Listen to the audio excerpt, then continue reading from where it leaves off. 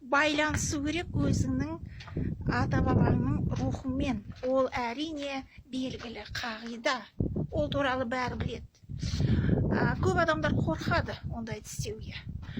Бірақ негізі мына адамның жолы ашық болу үшін ең бастап қағида, сіз еркін болуыңыз керек.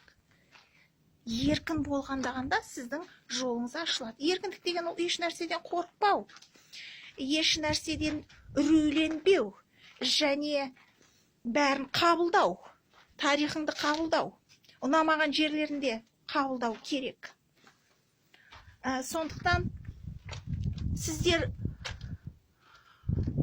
солай жұмыс жасаған кезде өз-өзіңізбен өзіңіздің рухыңызды көтеріп, сол кезде ғана сіз түсінесіз қаншалықты ол өте маңызды екенін. Өйткені өзіңнің тікелей рухыңды мадақтап, соның күшімен өмір сүру, ол ең дұрысы сол. Адам қай жерде өмір сүреді, қай жерде туады, соның күші мықты болады. Тіпті әулі күн сәулесі де. Әр елде өзінің күн сәулесі бар. Сізге негізі бәрінен жағатыны ол өзінің күн сәулең. Әулі витамин 3D дейміз, я, соның өзі. Өйткені сен қай жерде өмір сүрдің, дүниеге келдің, кіндік қаның тамған жер. Сол кіндік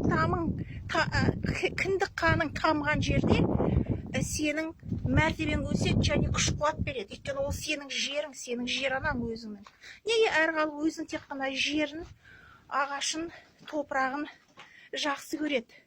Себебі содан нәр алады, күш қуат жинайды, және де өзіне болашағына жолында сол арқылы ашады.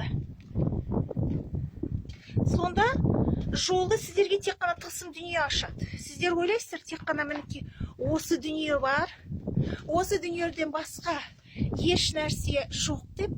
Ал негізі тылсым дүниенің 100%, егер пайыз бойынша айтсақ, 5% мінекей қазір бізге көзге көрініп тұрған дүниеміз. Ал оның 95% көзге көрінбейтін әруақтар, жындар, сайтандар және тағы да басқа көзге көрінбейтін тылсым дүниенің кейіпкерлері, олар расында да бар. Қаншама біз сенбесек те, оның бәрі де бар.